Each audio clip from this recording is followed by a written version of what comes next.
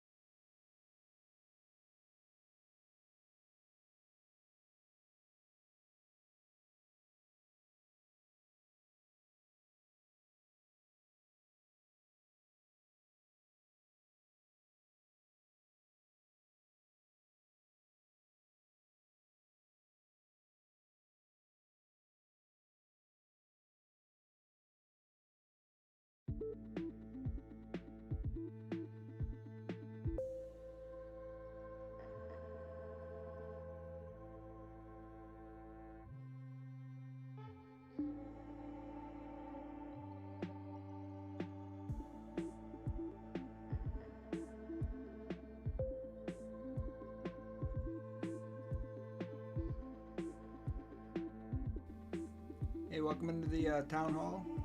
Don't forget to register on Twitter.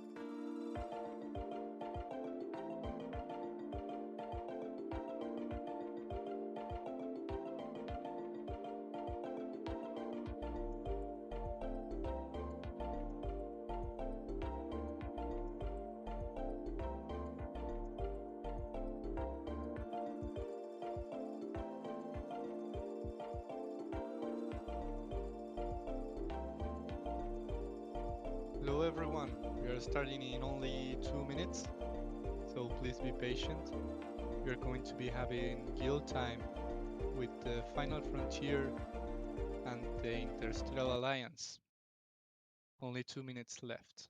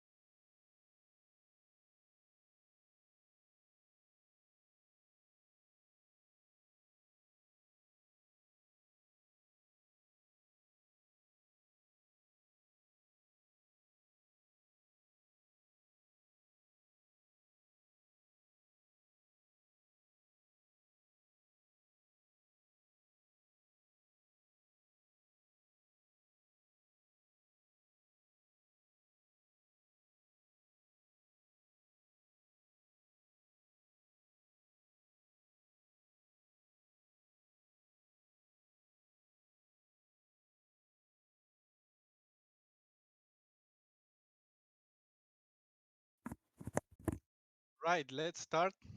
Please, everyone, confirm if you can hear me right in the We town hall hear you. chat or in general.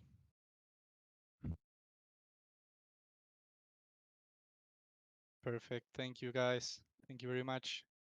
So we are here with Christian. He's the leader of the Interstellar Alliance. Before we start, let's explain what we are doing here. This is the Star Atlas Guild time. We take 10 minutes before the official start of the town hall to provide some minutes to our guilds. If you don't know what the guilds are, they are the organizations that exist inside Star Atlas. They are also called decentralized or autonomous corporations. And basically, they are DAOs formed inside Star Atlas and focusing in Star Atlas.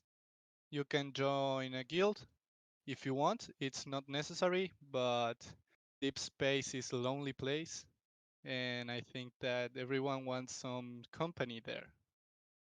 So without further ado, let's start with Christian. Hello, Christian. How are you? Hello, Santi. I'm very good. Thank you for calling me. Good evening, everyone. Thank you for listening us. And yeah, let's make this town hall productive and interesting. Last weekend we didn't have one, so I'm pretty sure that everybody was missing it. But yeah, let's begin. Okay, let's do it, man. So we all know the Interstellar Alliance. If you are in Star Atlas and in the community, you know the Interstellar Alliance. And actually, the Interstellar Alliance is the first guild ever in Star Atlas. What made you decide to start so early, Christian? Uh, for me, pretty much was just the most logical thing that I was able to figure it out right after the white paper came out.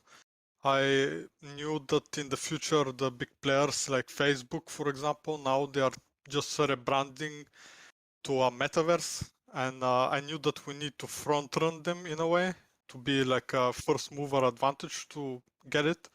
And I knew that the biggest difference between the big company like Facebook and, for example, the Star Atlas developers and the team behind it will be the team and the community that we are going to build.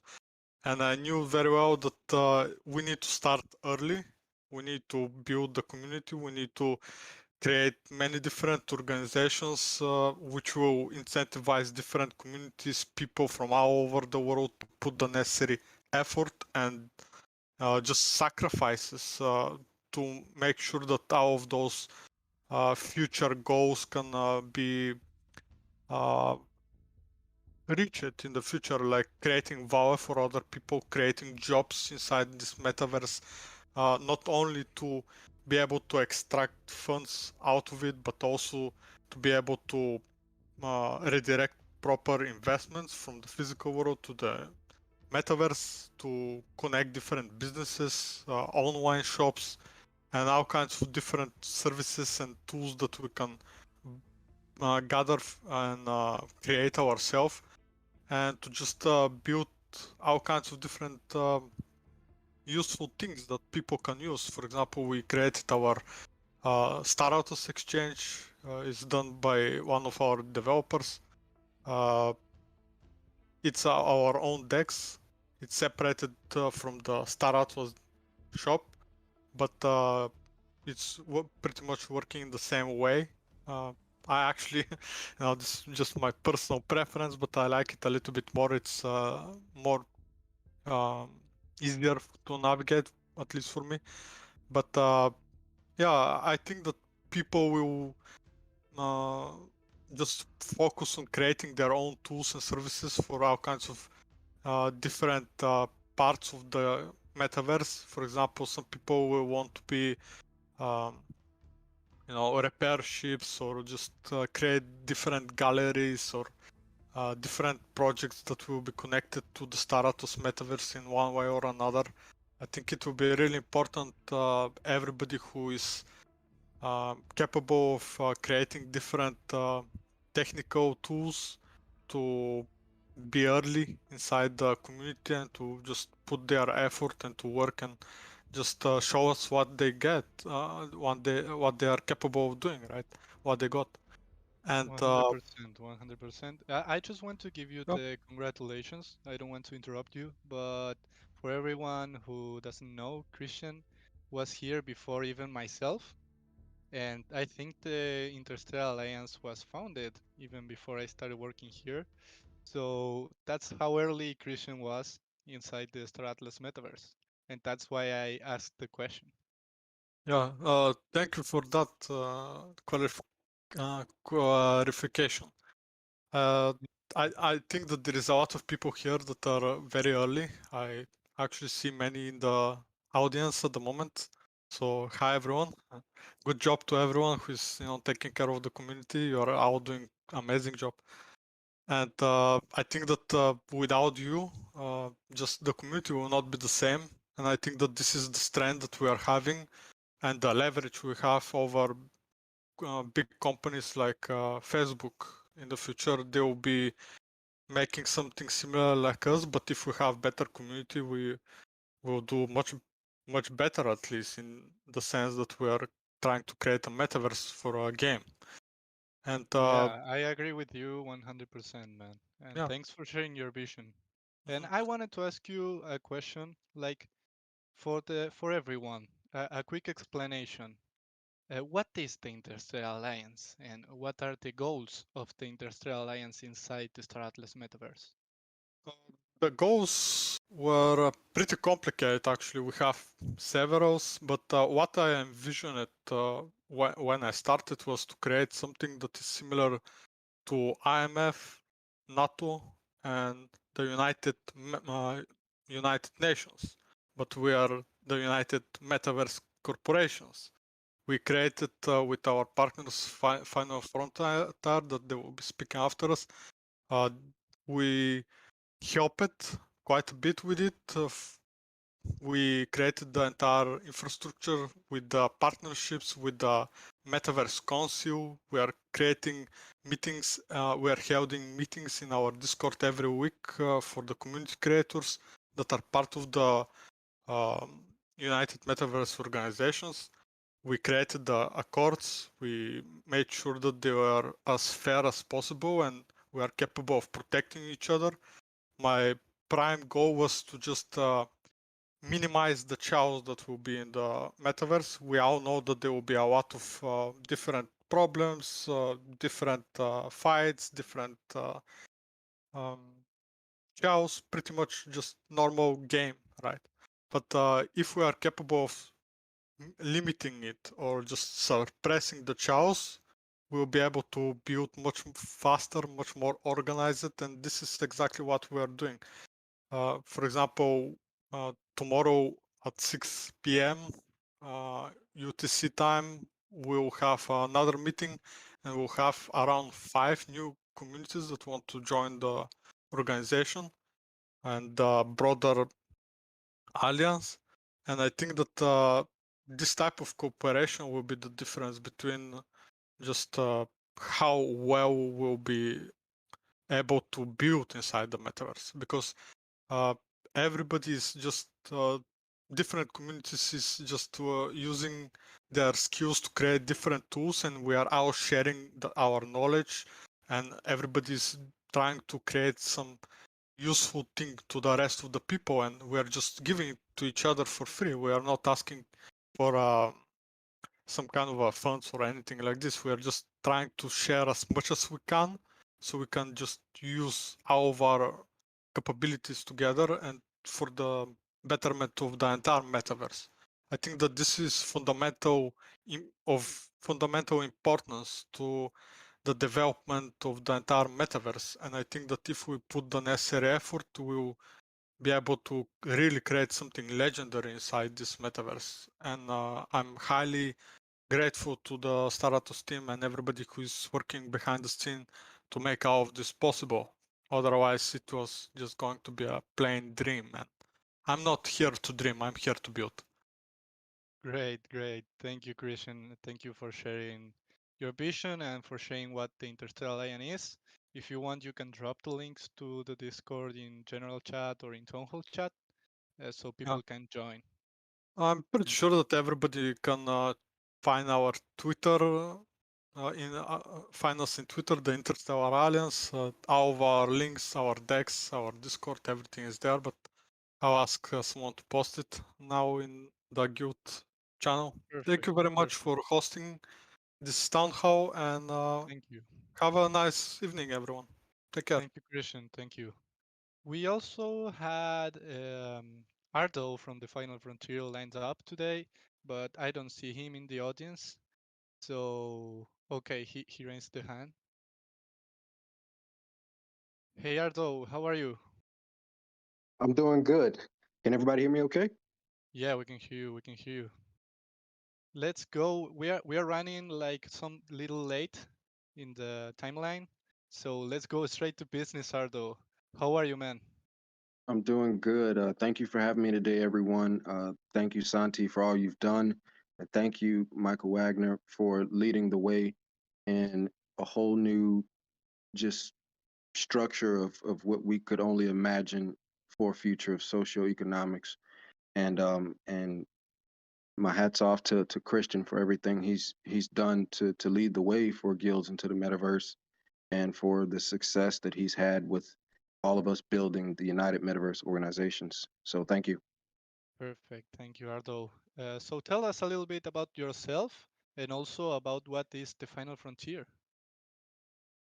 Um, well, first and foremost, I'm a father, and not to I don't want to toot my own horn or anything, but I know a lot of people have asked who is Ardo.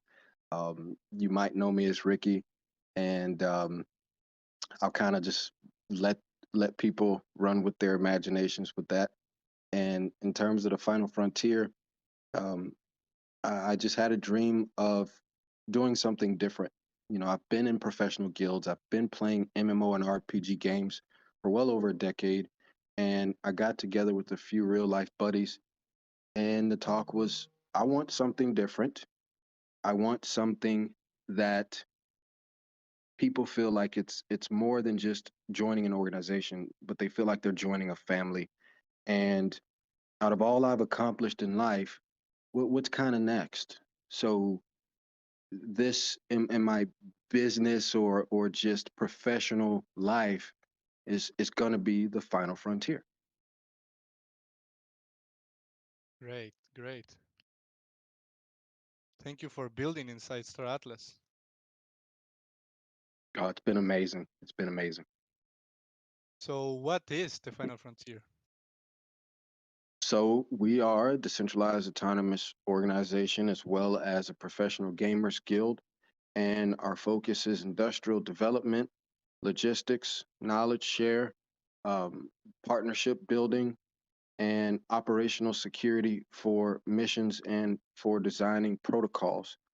And ultimately, um, we want to have a positive effect on the outcomes of intergalactic warfare, um, commerce, as well as the socioeconomic structure that you all have built for us in the Star Atlas metaverse. And the relationships that we build along the way will break the chains in some of the countries that fall under an oppressed economic structure. And we want to be a part of that fight to help people who are in a situation where they can't really help themselves. Great goal, and that's also what Star Atlas is looking to build. So Wardo, what made you decide to build inside Star Atlas and not in other game? Well, after I kind of just walked away from World of Warcraft, which I had been in for, oh, it's been so long and so many expansions. I wanted something different, and I started looking into lots of YouTube videos from, you know, game contributors such as KG Jan and Crypto Stash, and I came across some content from Usanti, and I came across an interview from Michael Wagner, and and it's I tell everyone that it's that Morgan Freeman effect where he spoke and his voice was commanding, and I was able to listen to everything Michael said, and at the end of it, I knew that Star Atlas was where I need to be. And by the time that night was over, I was a poster owner and was ready for what was next. And I was telling my friends about it and sharing it to my social media.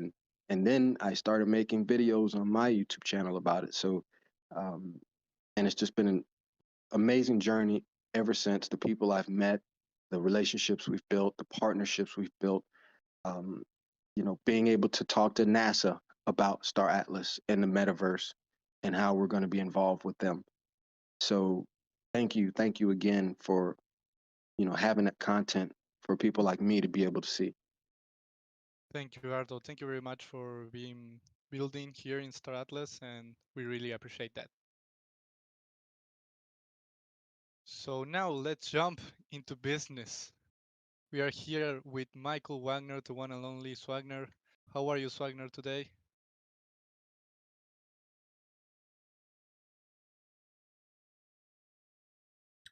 Good, man. You always catch me off guard, Santi. Yeah, I know, I know, I know. I imagine that you're multitasking out there. Always the way. So Oh, yeah, there's a lot to always get done. working. There's a lot to get done, as you know. But doing great. Yeah, How are you? I'm doing great, man. Here is a sunny day, uh, 30 degrees Celsius, so I'm kind of dying, but we are doing great. You might have to do the conversion for people that are not metric system based. Well, they might have to go to Google because I don't know that. Okay, Swagner. Okay, so let's go straight into business. I know we are 5 minutes running behind the timeline. So, how are you today, man? Let's start with a brief introduction of yourself and Star Atlas. Keep it brief so we will go fast today, you know? Sure. Yeah. Let's save some time for Q&A at the end. So for anyone who's not familiar with me, I'm co-founder and CEO of Star Atlas. There are 4 co-founders on the team. Not sure if they're out there in the audience today, but it includes Danny Floyd. He's our chief product officer. Jacob Floyd is our chief technology officer. And Pablo Quiroga is our chief revenue officer. We're also accompanied by a team of close to 140 people. That includes some third-party relationships that we are working with, but just incredibly talented people. Santi, for example, whom you all know quite well, but really talented, dedicated people on the team. So really quick thank you to all of them. Ardo, Christian, appreciate the kind words that you guys shared. Appreciate all the effort that you guys are putting in, and really just seeing the development across the community and the guild ecosystem is really inspiring to us internally. That's certainly a category that we want to support across Star Atlas. We of course want to support the individual players as well, but we do think that the largest forces, both economically and strategically within the metaverse, are going to consist of these decentralized autonomous corporations. So, but everyone out there spending some time with us today in the community, just thank you. We appreciate all that you do and all of your support. Star Atlas, just again, quick summary for anyone who's not aware. It's a AAA quality, massively multiplayer online game centered around space exploration, territory control, and political domination. Given our expertise in the crypto ecosystem, naturally we are incorporating a number of blockchain mechanics, such as NFTs, so non-fungible tokens, that empowers players with true asset ownership of virtually every asset within the metaverse. 2 crypto native tokens, both Atlas and Polis, as well as the integration of a number of DeFi primitives that will further empower players that are earning and monetizing the time that they're spending in the game to be able to continue to compound, grow their wealth. So that's Star Atlas, and we're super excited about the metaverse and about our own potential as both a game development studio, as well as what the future of human and social interaction inside digital worlds is going to look like, and our ability to influence the physical world across governance, across economics, and people empowerment. Thank you. Great summary as always, man. You are trained. You're trained.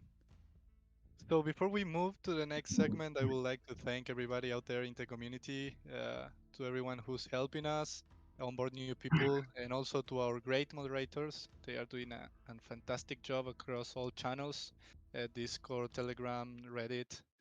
Also join the Star Atlas Reddit. We are putting some more content out there. So now let's move to business, Wagner. What do you think? Let's do it. I have a question for you before we move into fully Star Atlas. It's super Star Atlas related, but it's not from the product side. So we know that Mark Zuckerberg and Facebook made a big announcement for the future today, for the future of Facebook.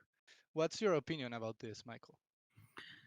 Well, at first it was surprise, right? Not necessarily that they're getting into the metaverse space, but the conviction behind the decision to pivot and rebrand Facebook, which has an enormous amount of brand equity, over to the name Meta. I think that demonstrates the potential of this sector that we're working in right now. It's very encouraging for us to see major companies like that move into the space. This is also on the tail of companies like Epic, which is the creator of Unreal Engine, the game engine technology that we're building Star Atlas in. They raised $1 billion to develop out a metaverse, and there are many other large technology companies that are looking to pursue this. And we don't see it as really competitive whatsoever. There's plenty of room for the multiverse model. There's going to be plenty of places where different experiences can exist, but it really does kind of further endorse some of the statements that we've made as a company that we believe the metaverse is not just a video game. It is the future of e-commerce. It's the future of the web. It's the future of social media. And so once again, further enforcing that is the simple fact that Facebook is willing to undertake this massive rebranding effort and fully commit to the metaverse. So if nothing else, I think it's just super promising that we're building here in this space with our model at the same time that the world is starting to appreciate and understand exactly what's going to be possible in the digital realm. Yeah, 100%. I saw a tweet from you today, which I found funny but true in some way. You can share what you said in the tweet, and Oh, it's a great thought. It's a great thought. yeah, I think that obviously that I was being facetious there. Yeah. I take notes from Elon Musk. Try to be a little trolly, a little funny out there, but essentially just indicating that the timing of the Facebook announcement was probably expedited by the fact that there is awareness, collective consciousness around what we're doing at Star Atlas. So I don't necessarily think that's really true, but Yeah. but like the demand, this is out in the ether now, right? Like people are understanding the concept of metaverse is really up and coming right now. So we're just super thrilled that we're at the forefront of this, and we're building on the bleeding edge. No doubt, man. No doubt. So now let's move to what everybody wants. That it's the updates about Star Atlas, and hopefully we can make you leak something today, Michael. What do you think? I doubt it. Santi. We'll see. It's not very common, but yeah, man. So we skipped the town hall last week, so quite a bit of activity across the company over the past 2 weeks. I'll try to be quick here. We do want to save the time for live Q&A with everyone, but first and foremost, we made the formal release of a public roadmap. This is a highly abridged and truncated version. I want everyone to be fully aware this is not our working document internally, but we do want to give everybody some insight as to what the process and timelines look like for us, how we plan internally, when we intend to deliver, and exactly how many complex and complicated modules and subcomponents of the game are in development in its current state. We also have on there a list of all of the completed tasks, and really we wanted to include that so we could demonstrate just how much we've successfully completed over the course of the year. It's been an enormous amount of work. Once again, a lot of credit to the team who are just down in the trenches, putting in the extra hours, working overtime, and making sure that we can deliver this product in a timely fashion to everyone out there and meet the demand. So if you haven't seen it, we have it across all of our announcement channels, but you can find our Notion-based roadmap there. And the one final point I'd kind of make on that is that, please understand, we took a step back from this previously. We're trying to open back up the transparency around delivery dates, but all of the dates that you're looking at on the roadmap are target dates. There's an enormous amount of R&D that goes into everything that we're doing. There is no clear formula for how to build a product like Star Atlas, we are the ones that are creating that formula. So understand that there are target dates and then there are confirmed dates. So unless it says confirmed on that item, it is not definitive that it will be released on that timeline, but we do our best to get it out with the target date in mind. So beyond that, really the three core things that we've most recently been focused on are the score system, so ship commissions on remote expeditions, on the Star Atlas DAO, as well as on the final kind of polish items on something that we internally call Project Sugarcane. So I know everybody's very excited about the first feature of the mini game coming out, and that is score. So this will be the first opportunity that everybody has to take those ship NFTs that they've purchased from us through the Galactic Asset Offering process, deploy those to their faction, and then start earning Atlas.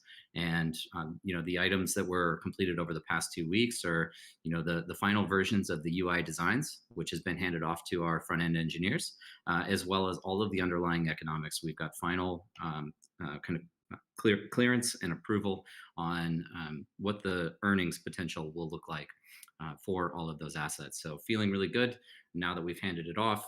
It's a process of getting the front end built out, doing quality assurance checks and UAT on that product, and then ultimately releasing that to you. So for anyone that's looking at the roadmap, you'll note we have a target date of November 18th on that, but we do always want to ensure that we're delivering the highest quality products. So not only from the design standpoint, but we are building out complex smart contracts and on-chain applications to be able to deliver these features to you.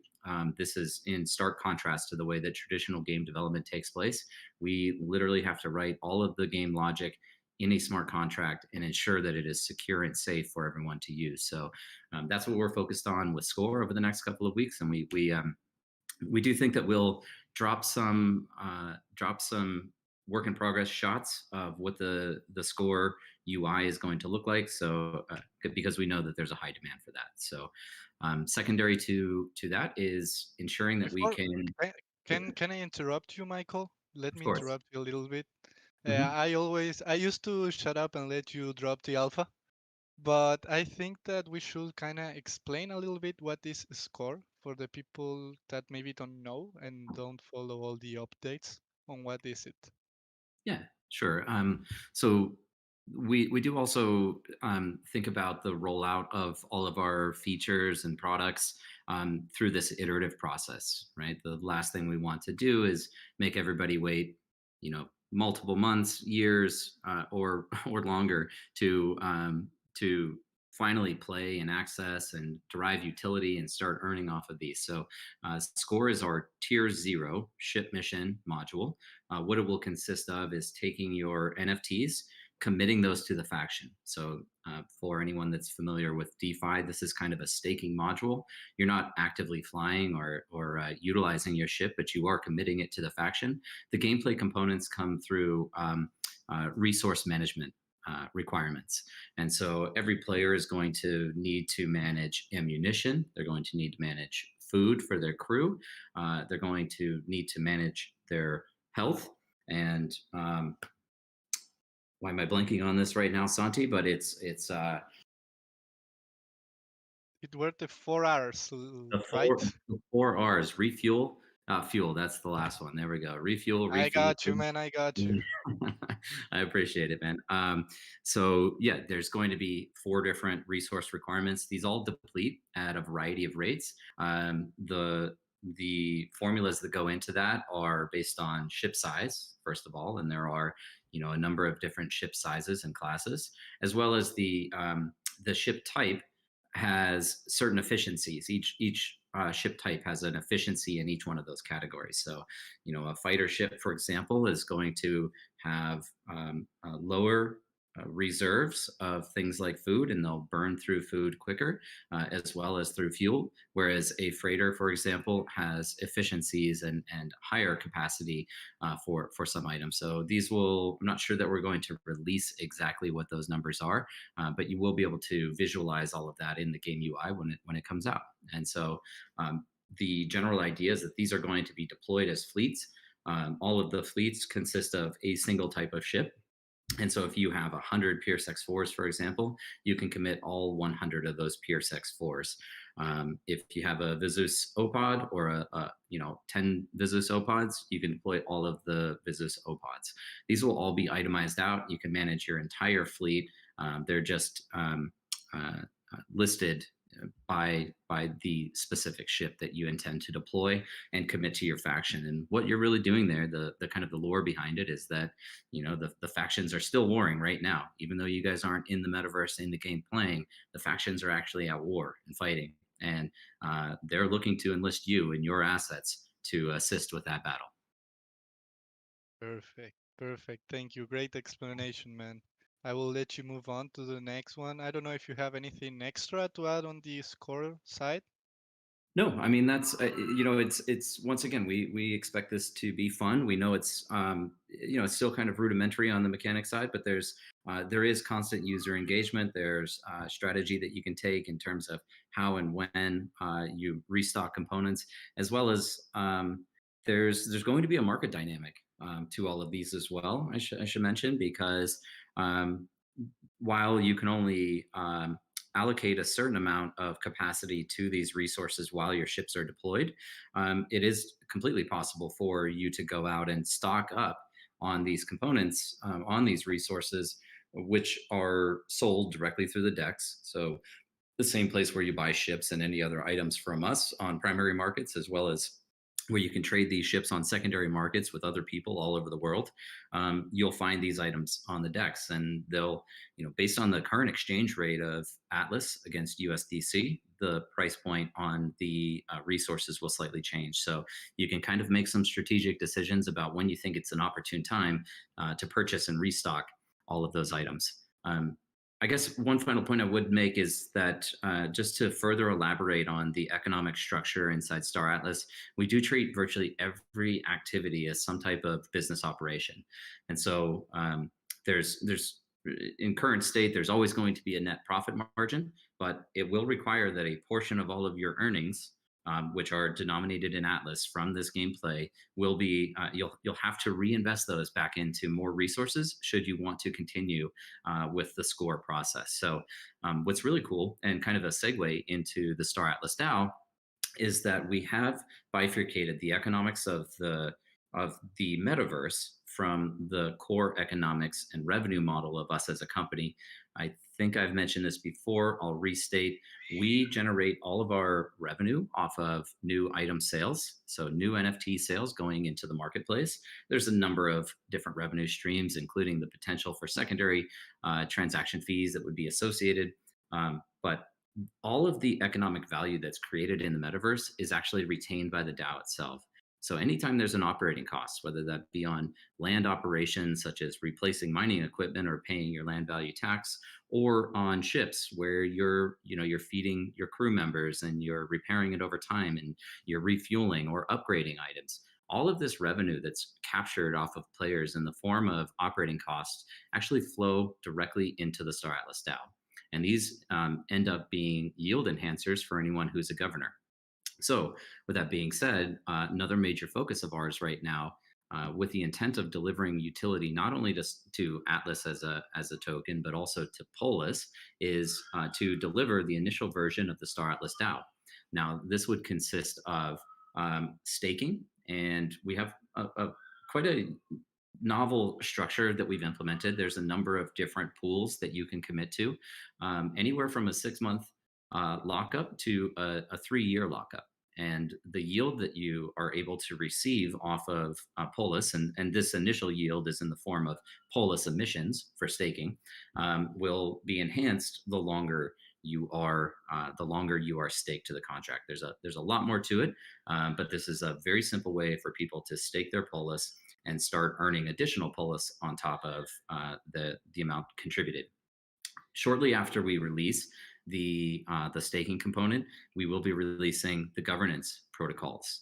And this will be yet another mechanism that allows players to not only earn additional yield, because there will be a variety of multipliers for people that are actively participating in governance. The whole purpose of the DAO is to get the community involved. And this will, this is a programmatic way that we can actually take your feedback through a proposal system and implement changes should the majority of the community vote that proposal into existence. Right. So I think a lot of people are familiar with the way that DAO protocols work or governance protocols work.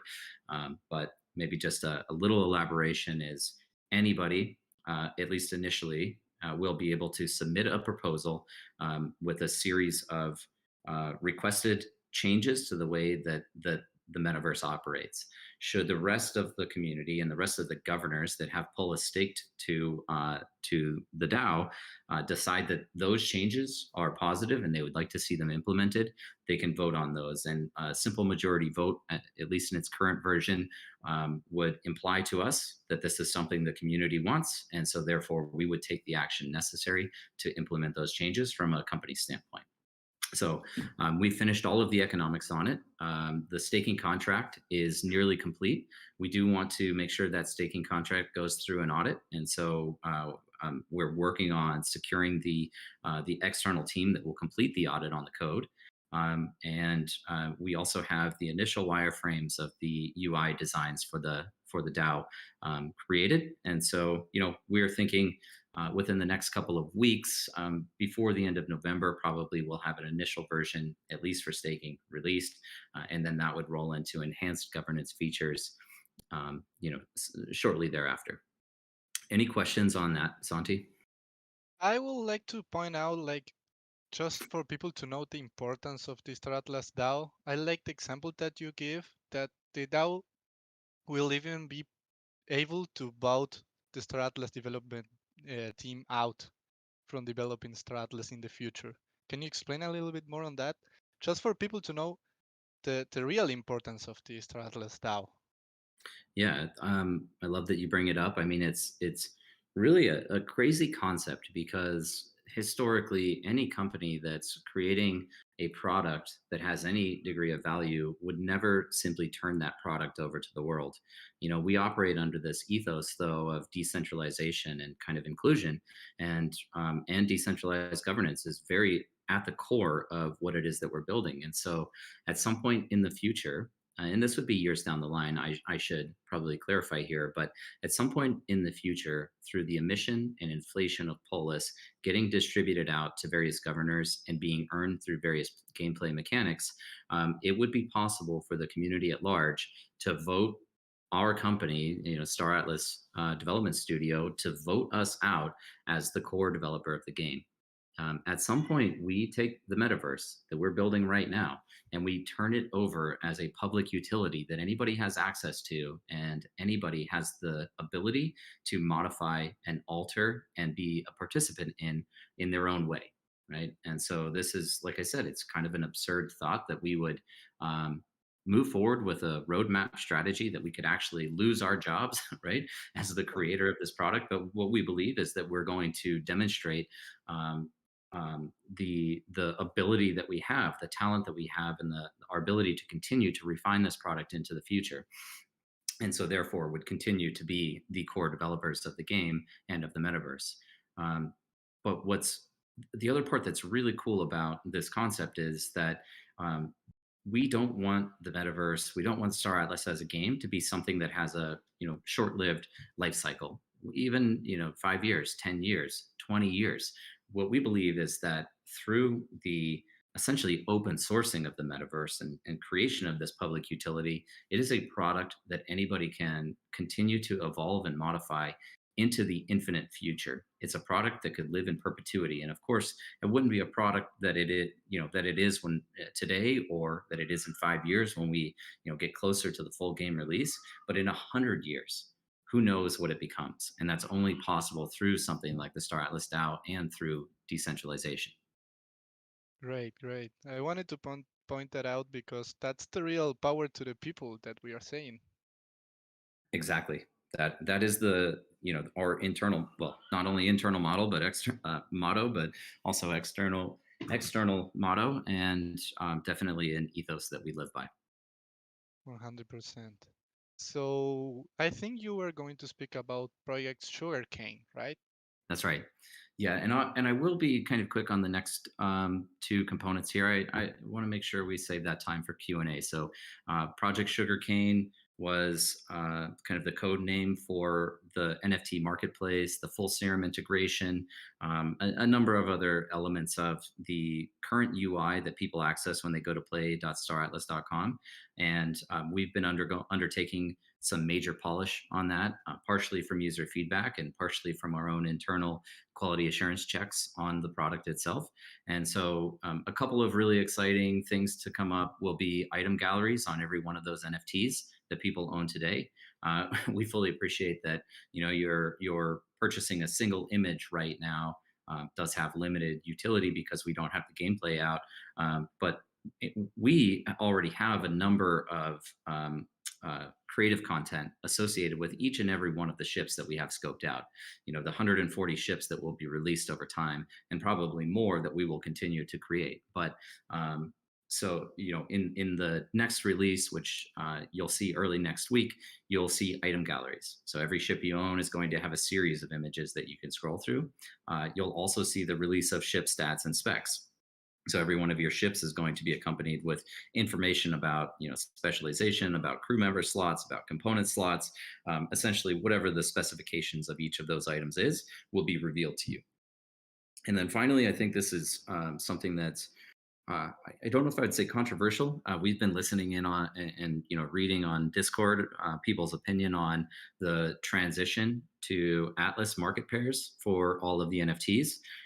That's a decision that we actually don't want to make exclusively internally. We want to make sure that we open that up to the community for vote, and we fully anticipate that that's going to be one of the initial proposals that get introduced on the Star Atlas DAO when that comes out.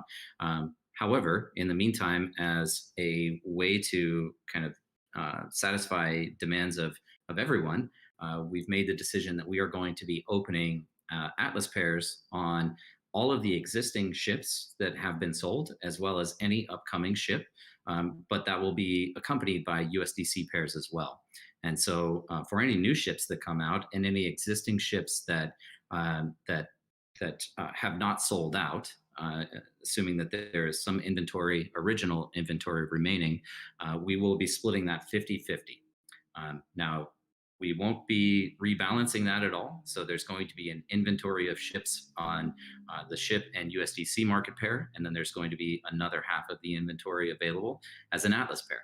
And so if you want to spend your Atlas, if you want to take your earnings from score and reinvest that back into another ship or a bigger ship, you'll have the ability to do that going into the future. So all of those are coming out early next week, and we're really excited about the next move. And then I would also add, outside of Project Sugarcane, because of actually this Atlas pair feature implementation, we've been holding back on ship sales. You know, again, listening to some of the criticism out there about us selling NFTs without actually having the gameplay available and without having the utility for the tokens, we wanted to hold back and make sure that we were keeping everybody happy.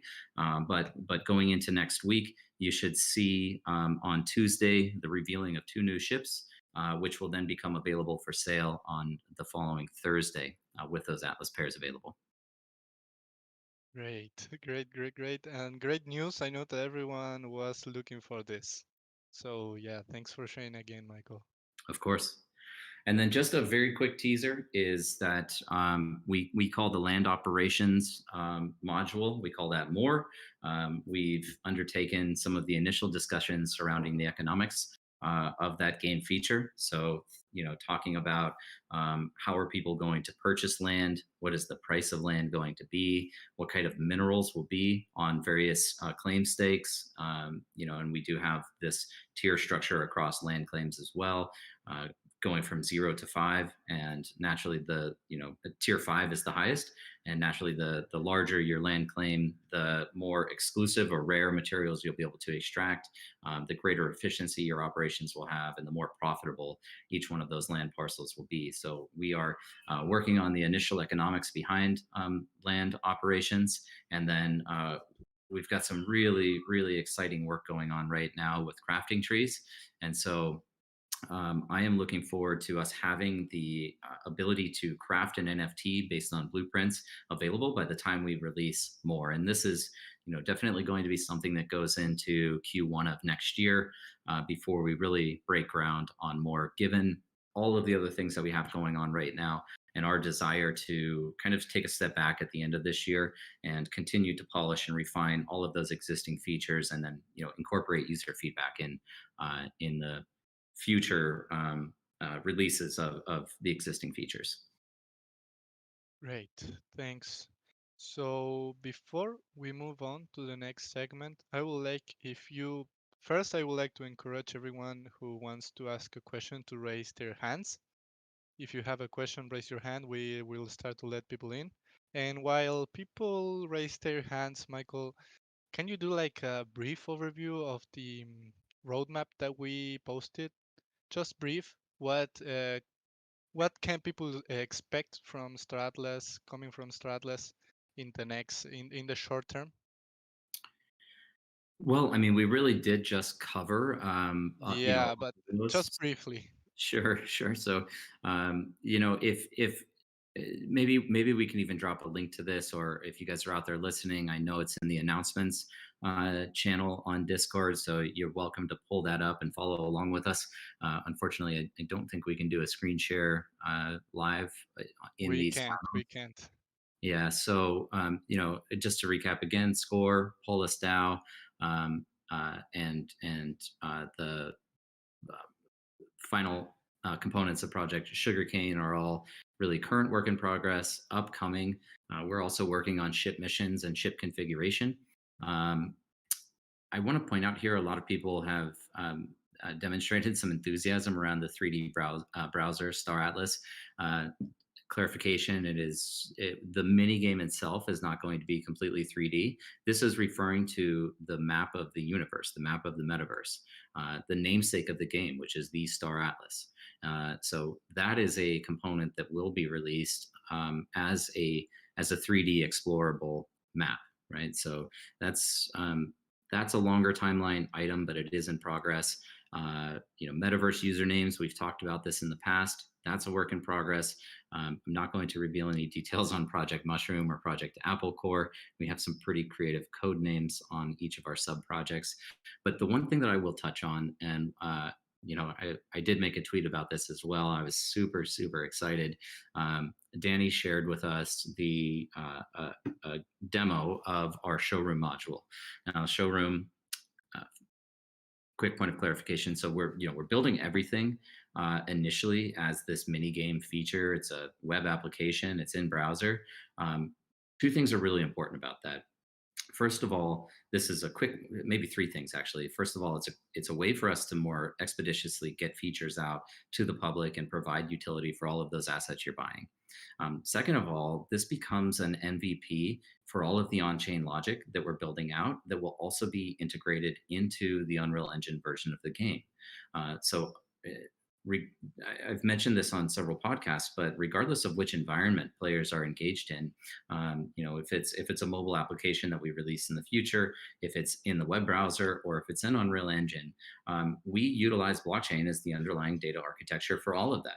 And so when a state change occurs on Solana related to land, it doesn't matter if that state change was initiated in the web browser or in Unreal Engine, it will synchronize across all of those environments. So this is a way for us to write all of these on-chain applications and release features around them, and then have them prepared for when we have the full version of the game available. And so the third component of this is that the mini game is something that we intend to support indefinitely, right? In for as long as we're around, the mini game should be supported. That's important because we have users from all over the world. Not everybody is going to be able to secure or own the hardware necessary to play the fully immersive cinematic world, right? A lot of people are going to be working off of mobile devices. And so we think it's very important that we create these environments that enables inclusion from people from everywhere who can benefit from the play to earn model. Perfect, perfect. That's why I asked you if you can do a new overall explanation. I know that there was some extra alpha there. I think that was an elbow in the ribs, is what that was, Santi. So we have right now. Let's move to Q&A, Michael. Let's move to Q&A. Let's Hey, Ron. make another person make you drop some alpha, man. Sure. we have Ronin here. Ronin, how are you? Good, thanks, and you guys. You're Doing doing great, I think. That's great to hear. I must say, firstly, thank you guys very much for like releasing the whole roadmap. It's given so much clarification on everything that is potentially coming and to come and everything like that. And I also think it's something that the community really wanted desperately. But on a side note, I wanted to ask, you mentioned earlier on in regards to when you commit a fleet to a faction for a say said mission and everything. Now, you said as well you referred to say 100 PX5s and so on. If you committed all 100 of those PX5s per one of those PX5s, do you get basically a calculated amount of Atlas per one of those ships? That's correct. We think about this in terms of earnings per unit of time. So seconds, minutes, hours is essentially the earnings potential of each one of these assets. Cool. And then just a second question as well. When you said now where you're going to have the web application always hosted and everything like that, does that also mean that the web application will be connected towards the main game when the main game does come out as a hardware, basically? The assets will synchronize. As we get towards, say, land development with geographic coordinates. If you have any land assets deployed, those would also be replicated inside the Star Atlas universe. Most likely, let me just quick caveat there. It's possible that we have kind of a complete universal destaking of all land assets. Not a deletion, but a destaking. Those return to your inventory, and then it's a mass race out into the Star Atlas universe. So I don't have all of the specifics on it at this time, but yes, the environments will synchronize. And that's all for me. But thank you guys very much, and just continue doing the hard work that you guys are doing. Thank Thanks. you, Ronin. We also have Phoenix Dragon here and Kaisen on stage. Let's move to Phoenix Dragon. How are you, man? Oh my gosh. Thank you so much, Santi and Michael. I just have to say real quick that I appreciate my appreciation for the breadth and depth of the vision that you guys are creating. This is it's just phenomenal. I just really appreciate that. So my question, I'm still fairly new to crypto. I mean, I've been doing some things with it. I follow most of what you're talking about, but when you were talking about, could you describe, Michael, a little more the, what were you describing just today about the Atlas pairings that are happening and how that's going to work with the ships? I didn't quite understand what you were saying with that. Sure. Yeah, I mean, so that's in reference to the market pairs that we sell assets for during the Galactic Asset Offering. So anytime we release a new ship, historically, we have sold that against a USDC pair. I say pairs because these are on the decentralized exchange. And so you can view the order books, and it's always the ship and the contra asset that you're using to purchase that ship. Maybe to expand a bit on the logic, I know there were some questions around this, but we as a company have very high operating costs. We have a large team. It's continuing to grow. It was very important for us from the start to ensure that we were receiving a stable token that we could use to continue to fund operating costs of the company. The last thing we wanted to do was drive a bunch of people to purchase Atlas so that they could buy ships, which would, arguably cause some price appreciation. But as soon as we received that Atlas, we would need to liquidate it, right? To ensure that we have business continuity. We have the capital necessary to operate our company without having to deal with the volatility risk of being involved in the crypto ecosystem. And so that was the core logic. We just wanted to make sure that we weren't creating all of this unnecessary volatility in the market, kind of a pump and dump scheme. That's what we wanted to avoid.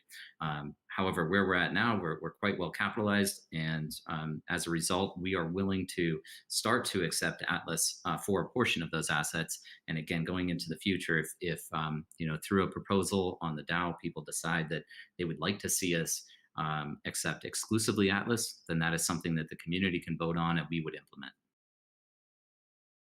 Gotcha. That's okay. That's so much more clear. Yeah, I was just a friend of mine and I were talking about this a few weeks ago, and I just have to say that your all's understanding of economics and crypto and the attention to the detail that you all have had with this it blows my mind every time I hear you all talk. So I just really appreciate you all. Thank you all so much for your commitment to this project and the longevity of it.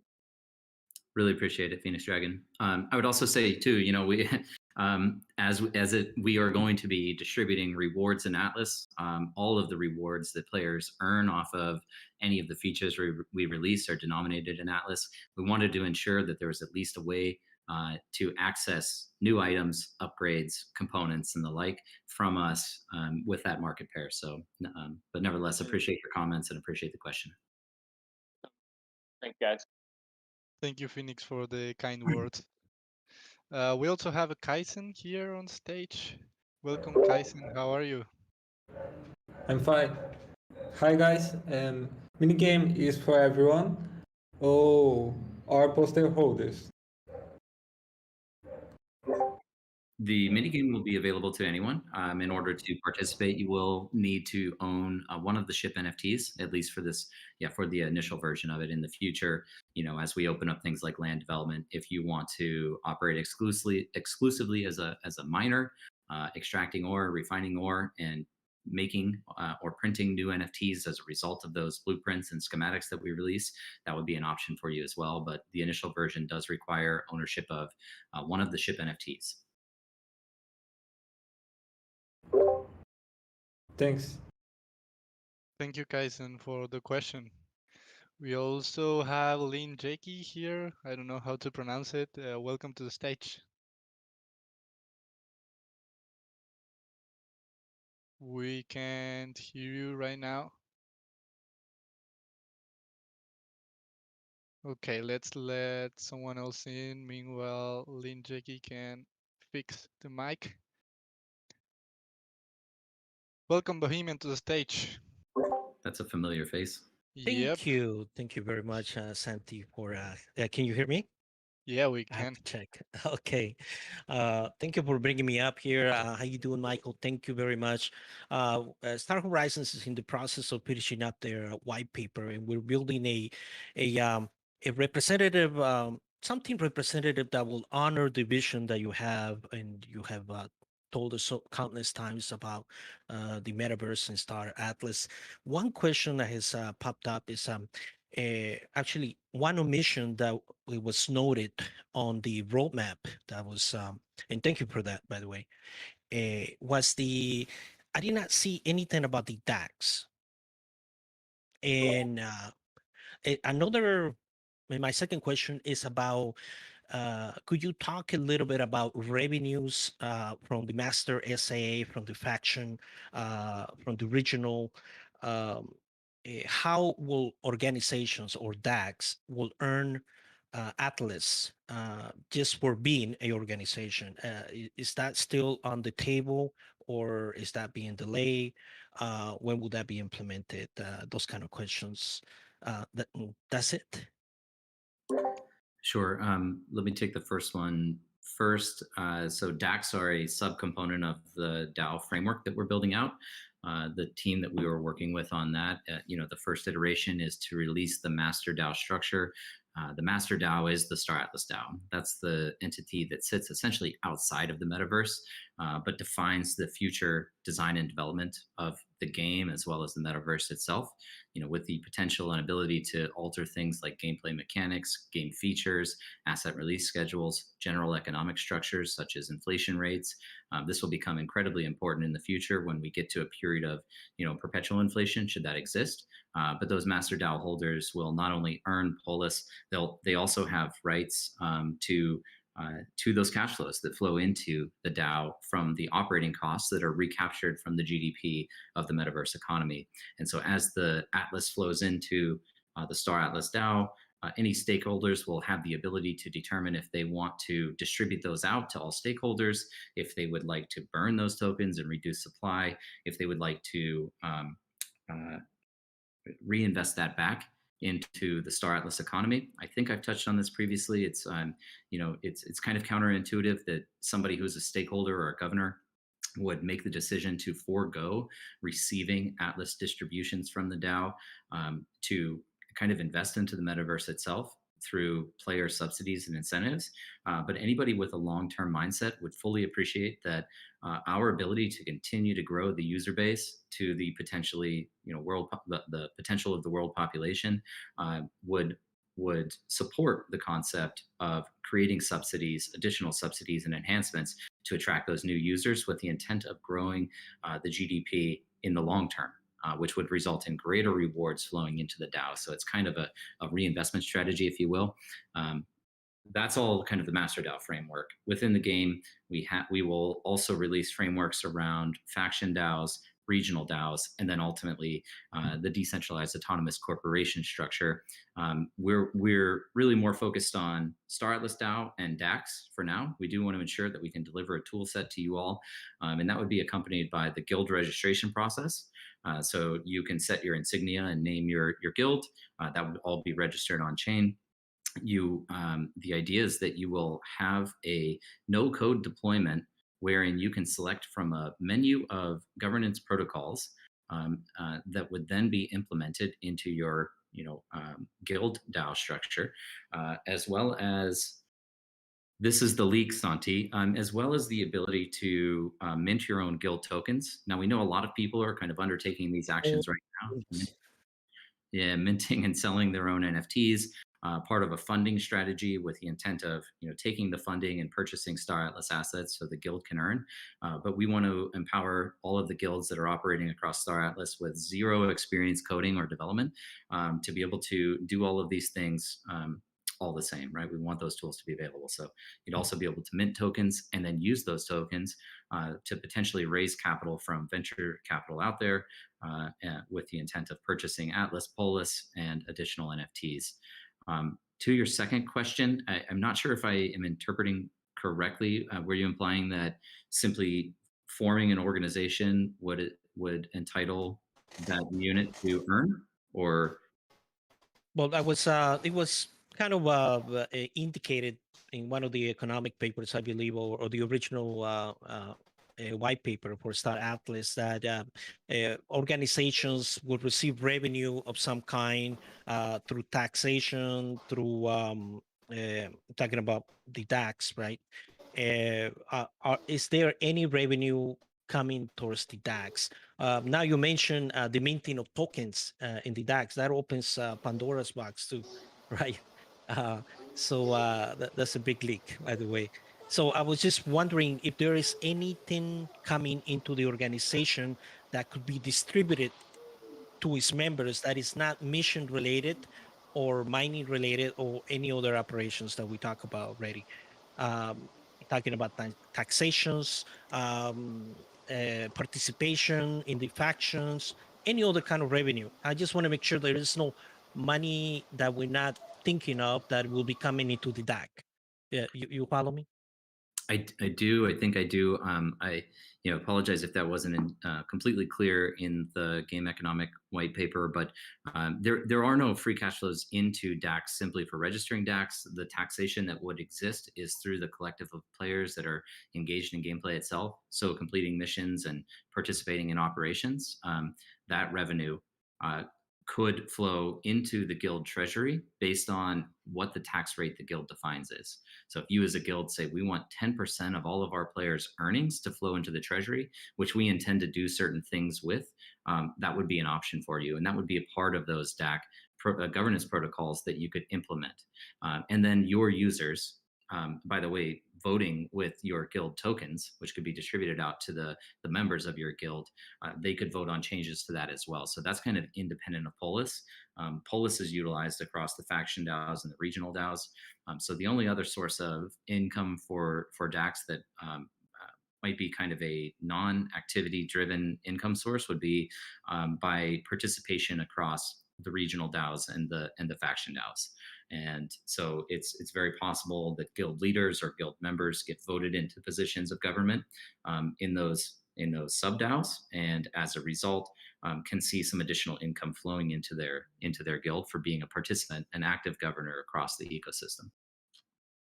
Excellent. Thank you for that explanation. That really helps. Thank you so much. Thank you, Santi. I'll give it back to you. Thank you, Michael, again. Always great questions. Thanks, Bohemian. Thank you, Awesome. Bohemian. Have an awesome day. So, thank you very much. So let's see if Lin Jakey was able to fix the mic. Lin Jakey, please talk if you fix the mic. Okay, I'm guessing you didn't. So let's move to audience Lin Jakey, and hopefully he can fix the mic. We also have Amadan here. Amadan, welcome to the stage. How are you? I'm well. Can you guys hear me right now? Yeah, we can. Sorry about the family background a minute ago. That's No problem, just no problem. My noobishness. That's just me as an onboarder. I'm gonna just dumb down the conversation a lot right now. As an entry level person, the economics seem a little bit kind of out of reach for like thousands or tens of thousands of dollars to set up rigs and ships and stuff. Is there a way to kind of get in on escort or working level or smaller investment level with some of the mid-range rigs and still afford to claim, let's say, 10,000 as a middle-class American or 20,000 as a middle-class American? Is that possible with this game? Yeah, of course. I mean, we did design the economics of our sales around this concept of both inclusion as well as aspirational wealth. I don't necessarily want to go out and say whales, right? Let me just kind of touch on the higher end, where we anticipate having Titan class and mothership class ships get sold for anywhere from 5 to 10 million. These are likely to serve as central traveling home bases, safe harbors for entire guilds or collectives of players. We don't anticipate that any individual player would want to own or should own all of the largest ships in the game, but very similar to the way that we structured out the Rebirth Genesis of a Metaverse campaign. Sounds like you're relatively new, so maybe you're not as familiar with our original poster campaign that was launched back in April, but we have ships that go all the way down to $20. Right. And really anywhere from $20 to a couple $1,000 will get you into those middle range ships.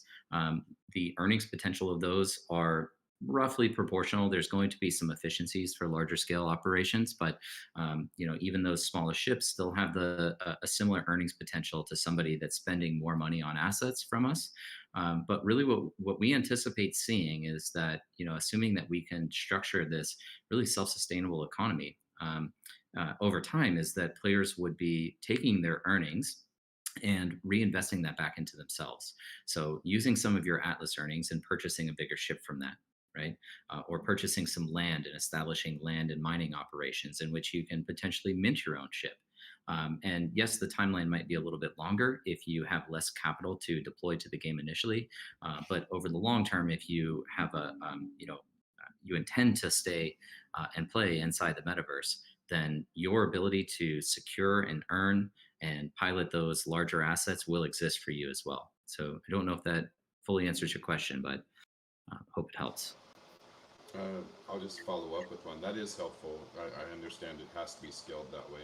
But the follow-up question would be, would one of those mid-range ships have this is kind of a utilitarian question, have cargo space to carry rigs? Can I carry a rig in the Pierce, a medium range?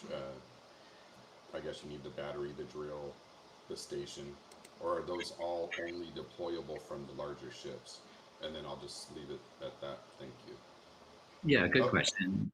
The land equipment isn't going to be contingent on transporting it as a ship.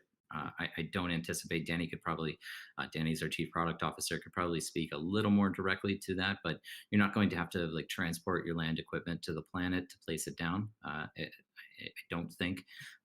So shouldn't be limited by that functionality. I also wanted to just very quickly, maybe as a final point here, Santi, because we are kind of winding down, but for anyone out there that doesn't have any money to spend, while we're not a free to play game per se, although there might be some opportunities to earn Atlas, Polus. Of course, we're doing a bunch of promotions. We've been giving away ship NFTs that those owners would be able to deploy in the universe. But we do truly believe in the potential of the labor market that's going to exist across Star Atlas and the ability for employment from people all over the world. This is kind of most comparable to Axie Infinity's scholarship model. So it's very, very likely. And we have conversations actually every week with venture capital groups that are looking to purchase assets with no intent to play. But those groups are looking for operators. So even if you don't have any money, it will be your first opportunity to take a job, take a position inside the metaverse, start earning from that. Of course, you're sharing revenues with the people that are lending you the assets, but at least you'll have a chance to get into the game, earn, and then upgrade items over time. That is a great liberation. I really believe in you guys' dream. I mean, this is all of our dream, I guess, if we're here present, and it really is humanity's dream, right? To free us from the kind of daily labors in the third world would be a beautiful thing. Yeah, please consider some collab at some point with the Voodoo Collective, because it almost overruns your, the storylines can be equally seamless almost. I'm sorry, I didn't catch the collaboration with whom? The Vogu Collective, we're it's just another group. They're trying to get kind of international branding. They're not in the AAA gaming space. They're more in the art and merchandise and trying to get into movie space. But just consider collaboration because they're like in the year 3060 anyways. It's just a group, Vogu Collective. I have to promote them. Thank you for the time, guys. I know you're busy, guys. Be safe. Stay clean. Thanks so much, Hamadan. Thank you, Hamadan. So yeah, Michael, what do you think? Do you have any closing thoughts? No, it's just super exciting times. I mean, it's again so encouraging for us to see just how much interest is forming around the metaverse concept itself. It to Amadan's point, it's very liberating. We see this highly competitive and highly compensatory labor market forming that will empower people from all over the world to kind of break free of maybe at an extreme systemic oppression, but also just to break free from geographic bounds, right? You can, this is the total remote workplace that anybody can have a laptop or a mobile device or a nice computer, work from anywhere in the world and find a competitive job. It doesn't matter where they live geographically, right? And I think that this is just, super powerful, and it's not only about the the gameplay itself. It's not only about the social experiences, the interaction that people will have with one another, the communities that will form. It's about how we can, over time, start to transform people's philosophy and ideology around the way the world works, because we get to utilize this digital universe that we're building as a proving grounds for new models for society to operate under. So we love the space we're in. We're all very passionate about this, and just very much looking forward to the continuous development and release of this product. Nothing to add there, just a power to the people. And stick it to the man. See you guys. Thank you for joining today. Thanks, everyone.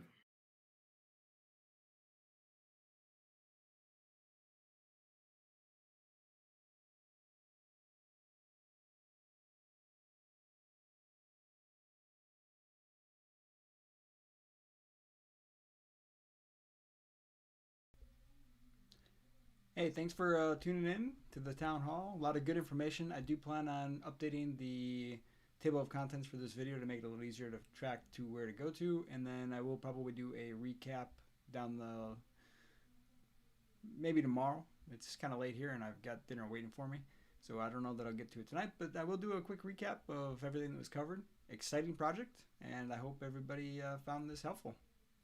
I'll be trying to do these more often as long as I'm available to do it, and it's not interfering with work or another AMA that I've already got scheduled. Sometimes I announce these things kind of without a lot of time. I thought they were doing some sort of a giveaway during this, but apparently that didn't happen. So I'm not sure what happened with that. Till next time, stay strong with those diamond hands.